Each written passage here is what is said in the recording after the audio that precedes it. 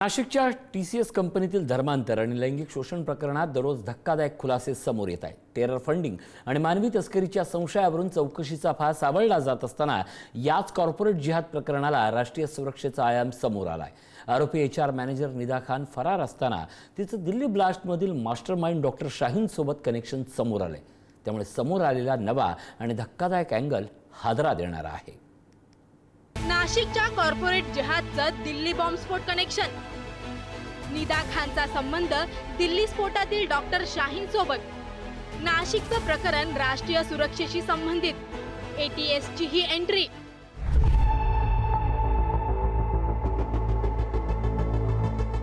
नाशिकमधील TCS कंपनीतील धर्मांतर आणि लैंगिक शोषण प्रकरणाला आता गंभीर आणि संवेदनशील वळण लागले। तपासाचा फोकस केवळ लैंगिक अत्याचार आणि धर्मांतराच्या आरोपांपुरता मर्यादित न राहता संभाव्य राष्ट्रीय सुरक्षेच्या अँगलकडे वळलाय। या प्रकरणातील फरार HR मॅनेजर निदा खान हिचा शोध अद्याप लागलेला नसताना तिचे संबंध थेट दिल्लीतील एका स्फोट प्रकरणाशी जोडल्या गेलेल्या डॉक्टर शाहीन सोबत असल्याचा संशय व्यक्त केला जातोय। निदा खान सध्या भिवंडी परिसरात लपून बसल्याची शक्यता। तिच्या शोधासाठी विविध पथकांकडून शोध मोहीम राबवली जाते। प्रकरणाचा तपास SIT करून सुरू। निदाच्या संपर्कातील व्यक्ती, कॉल डिटेल्स, ईमेल्स, आर्थिक व्यवहारांची सखोल छाननी। निदा खानचा संबंध अतिरेकी नेटवर्कशी असल्याचा संशय। निदा खानच्या दिल्ली कनेक्शनमुळे तपास अधिकच गुंतागुंतीचा झालाय। या संशयित लिंकच्या पार्श्वभूमीवर तपास यंत्रणा आता या प्रकरणाचा संबंध कोणत्या परदेशी यंत्रणेशी आहे का याचाही शोध घेतला जातोय। या संपूर्ण प्रकरणात राष्ट्रीय सुरक्षेचा प्रश्नही आता उपस्थित होतोय। मानवी तस्करीसह टेरर फंडिंगच्या अनुषंगाने तपास केला जातोय। यांना बाहेरच्या कुठल्या कट्टरपंथी किंवा इतर कुठल्या संघटना पाठिंबा किंवा प्रवृत्त करत होत्या का या संदर्भात तपास नाशिक पोलीस करत आहे। त्याचबरोबर यांना बाहेरून कुठून फंडिंग आलेलं होतं का किंवा जसं मीडियामध्ये काही ठिकाणी बोललं गेलेलं आहे की काही इंटरनॅशनल यांचे लिंक्स आहेत का, तर या सर्व बाबतीत पोलीस यंत्रणा तपास करत आहे। यापूर्वी या प्रकरणात महिला कर्मचाऱ्यांवरील लैंगिक अत्याचार, जबरदस्तीने धार्मिक दबाव आणि फसवणुकीचे आरोप समोर आलेत। यात काही संशयितांना अटक करण्यात आली आहे। तपासादरम्यान काही आर्थिक व्यवहार आणि परदेशी संपर्क याचाही तपास सुरू असल्याची माहिती आहे। त्यातच नाशिकमध्ये या प्रकरणाचे तीव्र पडसाद उमटताना दिसतायत। या कॉर्पोरेट धर्मांतराच्या निषेधार्थ सकल हिंदू समाजाच्या वतीनं नाशिकमध्ये मोर्चा काढण्यात आला।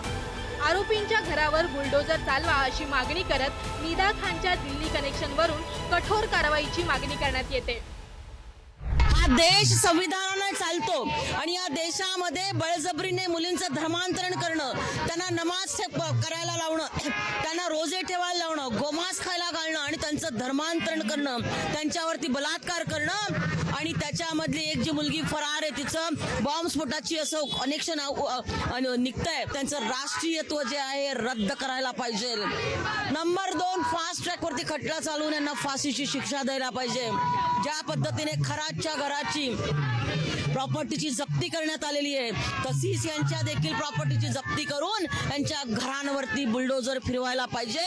तो जो काही दिल्लीला जो लाल किल्ल्यावर बॉम्बस्फोट झाला तिचे लिंक आहे तिच्याबरोबर, म्हणून तर आम्ही बोलतो ना, नोकरी आता पहिला व्यवहार करत असताना, खरेदी करत असताना हिंदूंबरोबर करा असं आम्ही सांगायचो। आता नोकऱ्या पण फक्त हिंदूंनाच द्या आता सांगण्याची पाळी सगळीकडे आलेली आहे। निदा खान आणि या प्रकरणाशी संबंधित कोणतीही संशयास्पद माहिती आढळल्यास तात्काळ जवळच्या पोलीस ठाण्यात कळवावी असं आवाहन तपास यंत्रणेच्या माध्यमातून करण्यात आलंय। दरम्यान जिथे आरोपी पीडित महिलांवर अत्याचार करत होते, पार्ट्या करत होते त्याबाबत महत्त्वाचे पुरावे त्र्यंबकेश्वर रोडवरील आनंद रिसॉर्ट मालकाकडून जप्त करण्यात आले आहेत।